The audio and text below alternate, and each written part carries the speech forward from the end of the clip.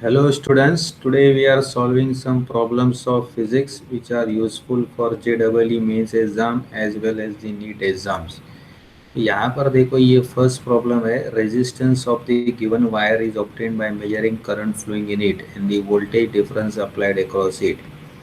If the percentage error in the measurement of current and the voltage difference are 3% each, then the error in the value of resistance of the wire. तो यहाँ पर हमने resistance निकाला हुआ है Ohm's law से और यहाँ पर परसेंटेज एरर दिया हुआ है करंट और वोल्टेज डिफरेंस में 3% ईच. हमको एरर निकालना है इन दी वैल्यू ऑफ रेजिस्टेंस. ठीक है, ओम्स लॉ के एक्सपेरिमेंट से अगर आप रेजिस्टेंस निकालते हो तो रेजिस्टेंस का जो फॉर्मूला आता है आप देखो ओम्स लॉ से ये V अपॉन आई आता है. तो अगर आप ओम्स लॉ से रेजिस्टेंस का फॉर्मूला निकालते हो तो वो V अपॉन आई आता है. अगर हम दोनों साइड लॉग लेते taking log on both side log to the base e, तो लॉन अगर आप दोनों साइड लेते ये देखो यहाँ पर लॉन V अपॉन आई, तो ये आपका क्या बनेगा इधर ln R is equal to ln V minus ln I, क्योंकि ये V अपॉन आई है. तो इस तरह से ये आ गया. अब जब आप परसेंटेज एरर निकाल रहे हो तो हम लोग दोनों साइड क्या करेंगे, इसको डिफरेंशियल निकालेंगे. दोनों साइड अगर हम लोग यहाँ पर डिफरेंशियल निकाल रहे हैं तो आप देखो यहाँ पर अगर डिफरेंशिएशन कर रहे हो आप दोनों साइड हमको डिफरेंशिएशन करना है तो लॉन आर का डिफरेंशियल क्या आएगा 1 upon R into d R, that is equal to 1 upon V into d V plus 1 upon I into d I. अब आप देखो यहाँ पर जो है ये प्लस हुआ है because percentage errors are always added. अब अगर परसेंटेज एरर आप निकालते हो इन रेजिस्टेंस तो d R upon R multiply into 100 is equal to d V upon V multiply by 100 plus d I upon I multiply by 100. दोनों side मैंने 100 से multiply किया है. Percentage error in voltage and percentage error in current आपको दिया हुआ है 3% each. So that means what is the percentage error in resistance, that is 6%. ठीक है, तो ये परसेंटेज एरर इन रेजिस्टेंस जो रहेगा हमारा 6% रहेगा. तो ये हमारा आंसर है. अब इसके बाद हम लोग सेकेंड प्रॉब्लम की तरफ जाते हैं. तो यहाँ पर दिया हुआ है velocity of a particle is v is equal to v0 plus g t plus f t square. मतलब वेलोसिटी जो है वो फंक्शन ऑफ टाइम है. तो वेलोसिटी की इक्वेशन दी गई है राइट. तो हमको निकालना है position at its position is x is equal to 0 at t is equal to 0. मतलब अगर टाइम 0 है तो वो ओरिजिन में है, तो हमको डिस्प्लेसमेंट निकालना है आफ्टर यूनिट टाइम, मतलब 1 सेकेंड के बाद उसकी डिस्प्लेसमेंट क्या रहेगी. अब आप यहाँ पर देखो ये वेलोसिटी दी हुई है as a function of time. तो आप जानते हो वेलोसिटी मतलब क्या रहता है, फर्स्ट डेरिवेटिव ऑफ डिस्प्लेसमेंट. तो d x upon d t आपको दिया गया है, that is v zero plus g t plus f t square. मतलब इंस्टेंट वेलोसिटी आपको दी गई है. तो यहाँ पर हम लोग क्या करेंगे, सेपरेशन ऑफ वेरिएबल्स करेंगे और इसके बाद जब आप दोनों साइड इंटीग्रेट करोगे तब आपको यहाँ पर डिस्प्लेसमेंट मिलेगा. तो दोनों साइड अगर हम इंटीग्रेशन कर रहे हैं, यहाँ पर integral d x is equal to integral v zero plus g t plus f t square into D t. अब हम लिमिट्स डालेंगे यहाँ पर. अगर आप टाइम को 0 ले रहे हो तो एक्स आपका 0 रहेगा. अगर हम लोग यहाँ पर टाइम को टी डालोगे तब हमारा ये एक्स हमारा एक्स रहेगा. तो हमको यहाँ पर पोजीशन मालूम करना है at time t is equal to t. Integral d x हमारा x रहेगा, यहाँ पर 0 और x आ जाएगा. और ये देखिए ये v0 बाहर चला जाएगा क्योंकि ये कांस्टेंट है. हमारा टाइम इक्वल टू 0 आएगा और टाइम इक्वल टू t आएगा, ये dt आएगा प्लस g बाहर निकलेगा. Integral t is equal to 0 और t is equal to t आ जाएगा और ये t इंटू डी टी रहेगा प्लस f हमारा बाहर निकल गया है क्योंकि कांस्टेंट है. और ये टाइम इक्वल टू 0 और टाइम इक्वल टू t आ जाएगा, यहाँ पर t square into D T आ जाएगा। जब अभी हम इंटीग्रेशन करने जा रहे हैं तब आप देखो यहाँ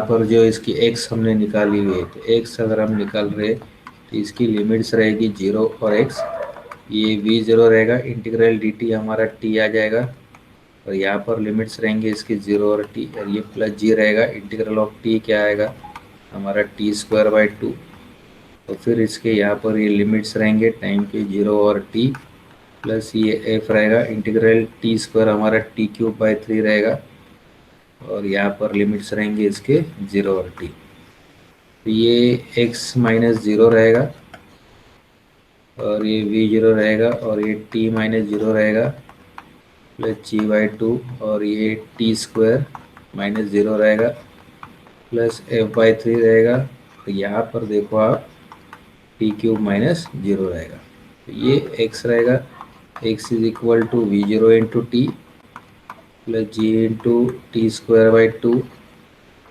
plus f into t cube by three, और हमको पोजीशन फाइंड करनी है एट 1 सेकेंड। तो यहाँ पर क्वेश्चन में हमको यहाँ पर क्लियर दिया हुआ है कि find the position at 1 second. It is clearly given कि आपको डिस्प्लेसमेंट यानी कि डिस्प्लेसमेंट आफ्टर यूनिट टाइम, मतलब आफ्टर 1 सेकेंड इसके डिस्प्लेसमेंट कितनी रहेगी। तो इसके लिए हम टाइम को 1 सेकेंड डालेंगे और हमको डिस्प्लेसमेंट निकालना है एट 1 सेकेंड। तो अगर हमने टाइम को 1 डाला हुआ है तो एक्स देखो आपका यहाँ पर वी ज़ीरो रहेगा, प्लस जी अपॉन टू रहेगा, प्लस एफ अपॉन थ्री रहेगा, क्योंकि हमने यहाँ पर टी को 1 डाला है। तो x is equal to v zero plus g by two plus f by three. तो यहाँ पर ये ऑप्शन है, ऑप्शन नंबर सी। अब इसके बाद नेक्स्ट प्रॉब्लम की तरफ बढ़ते हैं। तो यहाँ पर दिया हुआ है, ये प्रैक्टिकल का प्रॉब्लम है, आपने स्क्रू गेज का एक्सपेरिमेंट किया होगा। तो screw gauge gives the following reading when used to measure the diameter of wire. Screw gauge में मेन स्केल रीडिंग मिलती है हमको और सर्कुलर स्केल रीडिंग मिलती है। मेन स्केल यहाँ पर देखो 0 mm दिया हुआ है, सर्कुलर स्केल रीडिंग आपको 52 डिवीजन्स दिए गए। given that 1 mm on the main scale corresponds to 100 divisions on the circular scale division, the diameter of the wire about the above data। और रीडिंग जो है हमको सेंटीमीटर में दिया हुआ है, तो हम लोग क्या करेंगे, लीस्ट काउंट भी हम लोग सेंटीमीटर में निकालेंगे। आप जानते हो वर्नियर कैलिपर या स्क्रू गेज है या स्पेरोमीटर है, इसमें माइक्रोस्कोप है, ट्रैवलिंग माइक्रोस्कोप है, इसमें लीस्ट काउंट सबसे पहले निकालना होता है, क्योंकि हर रीडिंग में लीस्ट काउंट लेना पड़ता है। तो अगर हम लीस्ट काउंट लेते हैं स्क्रू गेज का, तो आप देखो लीस्ट काउंट का फॉर्मूला रहेगा स्क्रू गेज का pitch upon total number of divisions. अब टोटल नंबर ऑफ डिवीजन्स इसमें दिए हुए 100, लेकिन यहाँ पर पिच निकालने के लिए यहाँ पर उसने दिया हुआ है कि given that 1 mm on the main scale corresponds to 100 division. इसका मतलब क्या है, अगर ये आप मेन स्केल ले रहे हो और ये आपका सर्कुलर स्केल है, और अगर आप इसको रोटेट कर रहे हो और आप फिर दोबारा अगर 0 पे आते हो, तो ये देखिए ये आगे जो रहता है ये 1 mm से बढ़ रहा है, आगे 1 mm से ये आगे बढ़ रहा है। इसका मतलब जब आप इसको आगे लेके जा रहे हो, एक कंप्लीट रोटेशन आप इसको दे रहे हो, अगर आप इसको एक कंप्लीट रोटेशन दे रहे हो और आप 0 को दोबारा उधर लेके जा रहे हो, तो ये 1 mm से आगे जा रहा है। मतलब एक कंप्लीट रोटेशन में अगर 1 mm से आगे जा रहा है, इसका मतलब डिस्टेंस बिटवीन टू स्क्रूज, मतलब distance between the threads, distance between the threads of the screw, दो थ्रेड के बीच में डिस्टेंस जो है 1 mm है, उसको बोलते हैं पिच। तो वो हो जाएगा आपका 0.1 सेंटीमीटर। और इसमें नंबर ऑफ डिवीजन जो है सर्कुलर स्केल में ये क्लियर दिया हुआ है 100। तो ये 0.1 डिवाइड बाय 100 जो रहेगा हमारा लीस्ट काउंट आएगा। इसके लिए लीस्ट काउंट बनेगा 0.001 सेंटीमीटर। तो हमने लीस्ट काउंट फाइंड किया। अब इसकी टोटल रीडिंग, तो टोटल रीडिंग अगर आपको निकालनी है स्क्रू गेज में, तो आप देखो टोटल रीडिंग क्या रहेगा आपका, main scale reading plus circular scale division into least count, ये रहेगा। तो इसका मतलब ये आपका क्या रहेगा, main scale reading plus circular scale reading, right. अब देखिए यहाँ पर जो मेन स्केल हमने निकाल रखा है, ये यहाँ पर क्लियर यहाँ पर दिया गया है कि इसका मेन स्केल रीडिंग जो है वो 0 mm है। तो मेन स्केल रीडिंग आपको 0 mm दिया हुआ है, मतलब ये 0 है मेन स्केल रीडिंग। और सर्कुलर स्केल डिवीजन आप देखिए, जब हम रीडिंग ले रहे हैं उस वायर की, जब हम रीडिंग ले रहे हैं उस डायमीटर ऑफ द वायर की, राइट, ठीक है, हमको डायमीटर निकालना है वायर का, तब सर्कुलर स्केल रीडिंग यहाँ पर दिया है 52 डिविजन्स। तो सर्कुलर स्केल रीडिंग आपको दिया है 52 डिविजन्स, तो हम लोग यहाँ पर 52 को हमको मल्टीप्लाई करना है लीस्ट काउंट से, और इसका लीस्ट काउंट हमने निकाल रखा है 0.001 सेंटीमीटर। तो आप देखो अभी ये मेन स्केल रीडिंग 0 आ गई है, ये 52 अगर इससे हम मल्टीप्लाई करते हैं तो 0.052 आ जाएगा। तो इसका मतलब हमारा टोटल रीडिंग जो रहेगा 0.052 सेंटीमीटर है। तो ये हमारा टोटल रीडिंग आ गया, और ये ऑप्शन है यहाँ पर बी, ये आंसर बी आ जाएगा। अब इसके बाद नेक्स्ट प्रॉब्लम की तरफ हम बढ़ते हैं। तो ये नेक्स्ट प्रॉब्लम जो दिया गया है, ये गैल्वेनोमीटर है, उसकी कॉइल की रेजिस्टेंस है 100 ohms। तो it gives a full scale deflection मैंने करंट ऑफ 1 मिली एम्पियर इस पास है। मतलब इसका मतलब आपका जो मीटर है उसके अंदर वाइंडिंग की रेजिस्टेंस है 100 ohms, और वहाँ पर जो वाइंडिंग रेजिस्टेंस है वहाँ पर निडल स्टिक किया रहता है। तो वो अगर आप 1 मिली एम्पियर पास करते हो तो फुल स्केल चला जाता है, राइट। तो हमको एक रेजिस्टेंस फाइंड करना है, value of the resistance which can convert this galvanometer into ammeter giving a full scale deflection for a current of 10 ampere. तो हमको करंट ज़्यादा मेजर करना है, अगर 1 मिली एम्पियर आप पास करते हो तो ये फुल स्केल चला जाता है। तो आप देखो 1 मिली एम्पियर अगर आप पास करते हो, मतलब यहाँ पर अगर आपने 1 मिली एम्पियर पास किया है तो ये फुल स्केल डिफ्लेक्शन चला जाता है गैल्वेनोमीटर। तो हमारा जो गैल्वेनोमीटर है उसकी रेजिस्टेंस हमको दी गई है 100 ओम, तो ये फुल स्केल वहाँ पर चला जाता है जब आप करंट कितना पास कर रहे हो इसमें 1 मिली एम्पियर। लेकिन हमको यहाँ पर करंट को ज़्यादा पास करना है, हमको कितना यहाँ पर करंट पास करना है, दैट इज 10 एम्पियर्स। हम ज़्यादा करंट पास करना चाहते हैं तो आई करंट पास करना चाहते हैं, तो बाकी का करंट जो है वो हम कहीं और फ्लो कराएंगे, यानी कि हम यहाँ पर एक रेजिस्टेंस लगाएंगे पैरेलल में, और एक लो वैल्यू रेजिस्टेंस लगाएंगे जिसको हम कहेंगे शंट। तो बाकी का करंट हम लोग बाईपास करेंगे इस शंट में। तो हमको ये फाइंड करना है कि ये शंट की वैल्यू कितनी रहेगी, राइट। तो यहाँ पर करंट हमारा आई जाएगा, राइट। तो ये आई जी जो मैंने दिया हुआ है यहाँ पर एक 1 मिली एम्पेयर जाएगा, और जो बचा हुआ करंट है आप देखो हमको आई जो पास कर रहे हैं हम लोग यहाँ पर 10 एम्पियर्स पास कर रहे हैं। इट मीन्स यहाँ पर हम लोग आई जो पास कर रहे हैं वो मान लो यहाँ पर 10 एम्पियर्स है, मतलब 10 एम्पियर अगर हम पास कर रहे हैं तो उसमें से 1 मिली एम्पियर इधर जा रहा है, तो बचा हुआ करंट इधर जाएगा। तो बचा हुआ करंट कितना हो जाएगा, 9999।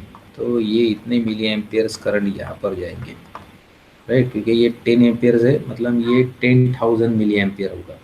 तो 9900 मिली एम्पियर यहाँ पर पास करना है, 1 मिली एम्पियर यहाँ पर पास करना है, फिर दोबारा ये ऐड हो जाएंगे और ये 10,000 मिली एम्पियर बनेंगे। इसका मतलब यहाँ पर फिर दोबारा वो 10 एम्पियर यहाँ पे पास होगा, राइट। तो हम सबसे पहले फॉर्मूला निकालेंगे शंट के लिए। आप देख रहे हैं ये पैरेलल कॉम्बिनेशन है, मतलब अगर आप voltage across the meter measure कर रहे हो या voltage across the shunt measure कर रहे हो सेम आएगा। गैलन के अंदर जो वोल्टेज रहेगा वो आपका मिलेगा आई जी इंटू जी, शंट के अक्रॉस जो वोल्टेज मिलेगा आपका आई minus I G into S. तो हमको शंट निकालना है, मतलब एक लो रेजिस्टेंस जो हम लोग कनेक्ट करने वाले हैं गैलन के अक्रॉस वो हमको निकालना है। तो उसका फॉर्मूला बनेगा S is equal to I G into G upon I minus I G. अब पूरी डेटा मैंने यहाँ पर आपको दे रखी है। ये गैल्वेनोमीटर के अंदर जो करंट जाने वाला है, ये देखिए जो मीटर के अंदर करंट जाने वाला है वो है 1 मिली एम्पियर। तो हम लोग यहाँ पर न्यूमरेटर में लिखेंगे 1 मिली एम्पियर, और जो रेजिस्टेंस है गैल्वेनोमीटर की वो आपको दी गई है। आप देखो गैल्वेनोमीटर की रेजिस्टेंस भी आपको दी गई है, दैट इज 100 ओम्स। तो ये 1 मिली एम्पियर मल्टीप्लाई बाय 100 आएगा यहाँ पर, तो ये 100 यहाँ पर आ जाएगा। और आप देखोगे ये आई जो रहेगा हमारा ये कितना है, ये 10,000। तो 10,000 आपको माइनस करना है 1 से, तो ये पूरा मिली एम्पियर में आ जाएगा। तो ये ऊपर हमारा रहेगा 100 मिली एम्पियर्स और नीचे हमारा रहेगा 9999 मिली एम्पियर। तो ये कैंसिल हो गया, राइट। और ये बचा जो है ये ओम्स है, तो ये ओम्स में आ जाएगा। अब हमको क्या करना है, 9999 को आपको डिवाइड करना है किससे, 100 से। तो हम जीरो लेंगे तो ये पॉइंट आएगा, और एक जीरो लेंगे तो 0.0 आएगा, ये 1 आएगा। तो ये 9999 रहेगा, तो ये 1 रहेगा, राइट। यहाँ पर 100 था तो ये जीरो आ गया, 0.0, और एक जीरो आ गया, तो ये 1 बच गया। तो अप्रोक्सीमेटली ये दो डेसिमल में आपका 0.01 ओम्स है।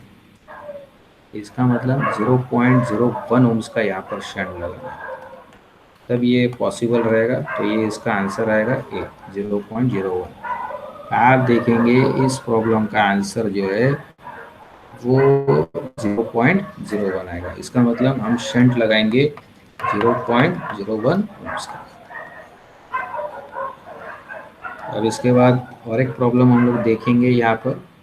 तो ये प्रॉब्लम नंबर 5 है, और यहाँ पर दिया गया है कि एक लिक्विड फिल्म है जो फॉर्म हो रही है between U shape wire and a light slider supporting the weight. यहाँ पर उसने वेट सपोर्ट कर रखा हुआ है 1.5 into 10⁻⁻² Newton. Length of the slider is 30 centimetre. यानी कि ये जो स्लाइडर की लेंथ है ये 30 सेंटीमीटर है, और इसकी वेट निग्लिजिबल है। इसकी वेट जो है वो निग्लिजिबल है। हमको सरफेस टेंशन निकालनी है लिक्विड फिल्म का। तो आप जानते हो सरफेस टेंशन के फोर्सेस दोनों साइड लगेंगे, फ्रंट एंड बैक। तो सरफेस टेंशन का फॉर्मूला रहेगा फोर्स डिवाइड बाय लेंथ, और लेंथ दोनों जगह लगता है 12। तो हमको सरफेस टेंशन, तो फोर्स दोनों जगह लगेगा, फ्रंट एंड बैक। और वो फोर्स जो रहेगा, ये देखो ये वेट है, वेट यहाँ पर दी गई है 1.5 इंटू 10⁻⁻²। इसका मतलब यहाँ पर फोर्स दोनों जगह लग रहा है, फ्रंट एंड बैक। इसके लिए ये 12 आया हुआ है, क्योंकि ये दोनों जगह फोर्स लगेगा, फ्रंट में भी लगेगा और बैक में भी लगेगा। और ये टोटल फोर्स जो है हमारा उतना ही रहेगा जितना ही उन्होंने बैलेंस कर रखा हुआ है, 1.5 इंटू 10⁻⁻² न्यूटन। लेकिन लेंथ जो रहेगी वो आप देखिए यहाँ पर 30 सेंटीमीटर है, तो 2 इंटू 30 मतलब 30 डिवाइड बाय 100, तो ये 0.3 आ जाएगा, राइट। 30 डिवाइड बाय 100 आप कर सकते हो यहाँ पर, तो ये 0.3 आ जाएगा। तो सरफेस टेंशन आपका 1.5 इंटू 10⁻⁻², यहाँ पर न्यूटन है। लेंथ आपका हमने मीटर में निकाल रखा है, तो ये 2 इंटू 0.3 है, राइट। ये 30 सेंटीमीटर था, उसको हमने मीटर में निकाल रखा है। तो 30 को हम लोग डिवाइड कर रहे हैं 100 से, तो ये सेंटीमीटर में हो जाएगा। तो ये देखो यहाँ पर 0.3 आ जाएगा। तो जब आप इसको मीटर में करोगे तो 100 से डिवाइड करना है, तो यहाँ पर 0.3 आ जाएगा। अब ये पॉइंट शिफ्टिंग कर सकते हैं दोनों साइड। तो आप देखो एस की वैल्यू जो रहेगी, अगर आप देखोगे ऊपर 15 रहेगा, नीचे 10⁻² इंटू 10⁻³ है, 2 इंटू 3 रहेगा नीचे, ठीक है, नीचे 2 इंटू 3 रहेगा। और अगर आप लोग फिर इसकी हम लोग लोएस्ट फॉर्म में लेने जा रहे हैं, तो 3 1 ज़ा 3, 3 5 ज़ा 15, और 5 डिवाइड बाई 2 हमारा कितना आएगा 2.5। तो सरफेस टेंशन रहेगा 2.5 इंटू 10⁻⁻²। यूनिट मैंने निकाल रखा हुआ है यहाँ पर न्यूटन्स पर मीटर। तो इसका मतलब surface tension of this solution is 2.5 into 10⁻⁻²। 2.5 into 10⁻⁻², और वो रहेगा आपका 0.025। जब आप इसको कन्वर्ट करने जाओगे तो ये देखो, अगर आप यहाँ पर 2.5 इंटू 10⁻⁻² है, तो ये बन जाएगा आपका 0.025 इंटू न्यूटन्स पर मीटर। तो इस तरह से हमने ये सरफेस टेंशन निकाला हुआ है। तो इसके पास मैं दोबारा आपको बताता हूँ कि ये जो लिक्विड बन रही है लिक्विड फिल्म, तो इसके पास डबल सरफेस है, फ्रंट पे भी और बैक पे भी है। तो दोनों साइड क्या होंगे, सरफेस टेंशन के फोर्सेस लगेंगे। और ये फोर्स की जो सरफेस टेंशन की फोर्स की वैल्यू है 1.5 इंटू 10⁻², क्योंकि इतने फोर्स को उसने बैलेंस कर रखा है। तो इसके लिए यहाँ पर डबल लेंथ लग रहा है, क्योंकि ये फोर्सेस दोनों साइड है, फ्रंट एंड बैक, और इस तरह से हमने सरफेस टेंशन निकाला हुआ है। इसका आंसर जो आया हुआ है आप देखो यहाँ पर 0.025 न्यूटन्स पर मीटर, 0.025 न्यूटन्स पर metre. So I hope students you have understood this. Thank you everybody.